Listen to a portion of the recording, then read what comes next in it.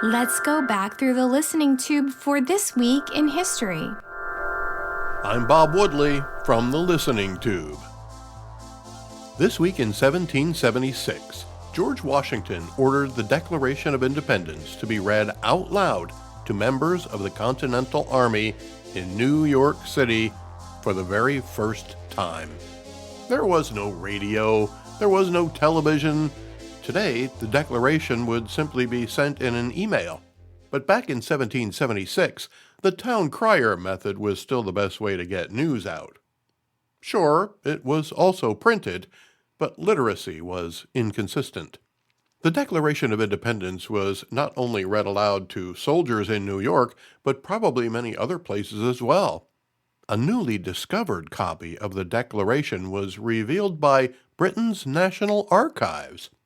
A story by NBC News says the document, labeled simply as another paper that was confiscated from a ship in 1776, was discovered by a volunteer this past May. The Dalton was a privateer ship commissioned to fight the British by the Continental Congress. It's likely that the Declaration of Independence was also read to the crew of the ship to promote patriotism to the newly formed country. They would know for what they were fighting. We just celebrated the United States' 250th anniversary. A new poll from the Cato Institute says almost 2/3 of Gen Z Americans don't know what it is we celebrated. They don't know about the Declaration of Independence. This is perhaps the most obvious example of the failure of our schools today. I have to wonder if it's because of the teachers' unions. After all, independence is the worst thing that can happen to a union. We saw what teachers' unions did to our students during the COVID-19 pandemic. It's almost as if the teachers' unions are instructing the teachers to make sure our students are stupid. This week in 1785, the dollar is unanimously chosen as the monetary unit for the United States. And while most other countries have their own unique currencies, the American dollar is welcome at places around the world and is often the benchmark for stable currency. The 1800s. This week in 1868, the 14th Amendment to the United States Constitution is ratified. The 14th Amendment has 5 sections establishing citizenship, representation apportionment, requirements to hold office, and government debt. The U.S. Supreme Court recently re-examined Section 1 in relation to birthright citizenship and maintained the opinion that anyone born in the U.S., with very few exceptions, is a citizen of the U.S. It's unlikely, despite the genius of the framers of the Constitution, that they would foresee the way that clause would be abused more than 200 years later.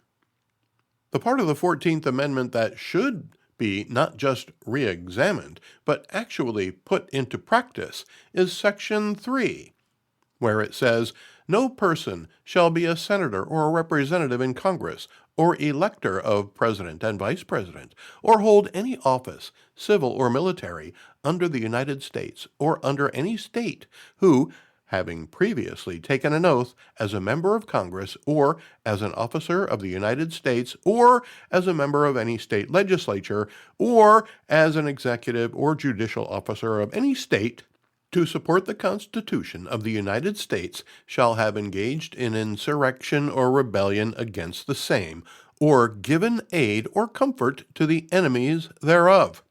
But Congress may, by a vote of 2/3 of each House, remove such disability." If that section of the 14th Amendment were as vigorously enforced as Section 1, we would have a very different set of representatives. Representatives who support Hamas or Hezbollah, Iran, Cuba, and others would be gone. We have representatives in Congress who have literally given aid and comfort to our enemies and entities that threaten the United States. Politicians in Minnesota have allowed billions of dollars to go to terrorist organizations in Somalia. Illinois' Jonathan Jackson and Washington's Pramila Jayapal went to Cuba, met with their president and then condemned the United States for causing their energy crisis. Jayapal called the U.S. policy on Cuba failed and called for a reversal, thus encouraging aid and comfort to Cuba, a communist country 90 miles from our shores. They both called us cruel without acknowledging the cruelty put upon the Cuban people by the government there. They don't condemn the communism and socialism that got Cuba to where it is today, only the United States' refusal to support a dictator. Well, that can't be right.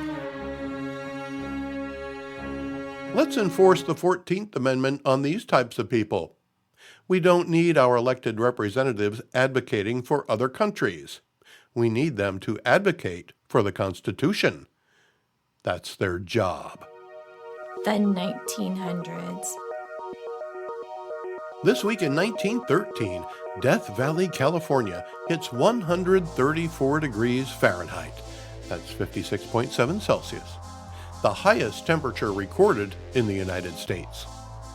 According to weather.com, it's also the world record. My wife and I visited Death Valley a few years ago. It was springtime, so it was only 111 degrees there that day. The heat isn't the strangest part about Death Valley. That would be the depth below sea level. 282 feet below sea level, or almost 86 meters. If it were suddenly to fill with water, yes, you could swim to the surface and survive, assuming you could hold your breath for that long. But you'd be awfully wet when you got to the surface.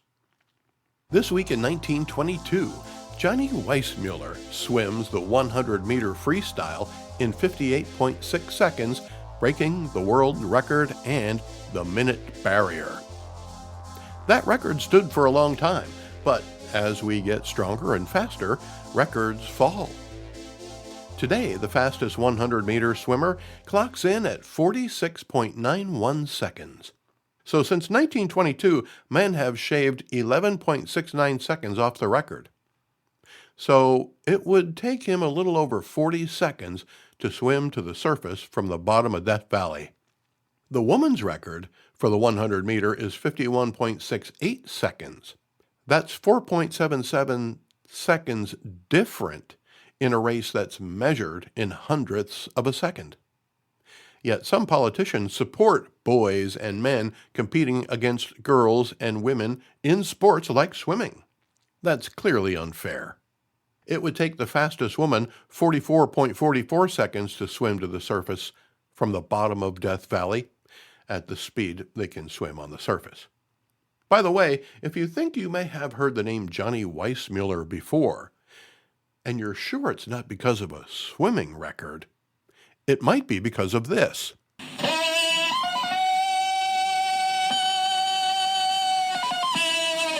That's right, Johnny Weissmuller parlayed his swimming prowess into the role of Tarzan. According to his IMDb, MGM promoted him as the only man in Hollywood who's natural in the flesh and can act without clothes. This week in 1928, sliced bread is sold for the first time by the Chillicothe Baking Company of Chillicothe, Missouri. So if you hear someone say, "It's the best thing since sliced bread," then it happened within the last 98 years. And this week in 1980, the institution of sharia law in Iran. Perhaps soon Iran will have only civil law instead. Follow The Listening Tube at thelisteningtube.com. From The Listening Tube, I'm Bob Woodley for Thou ad infinitum.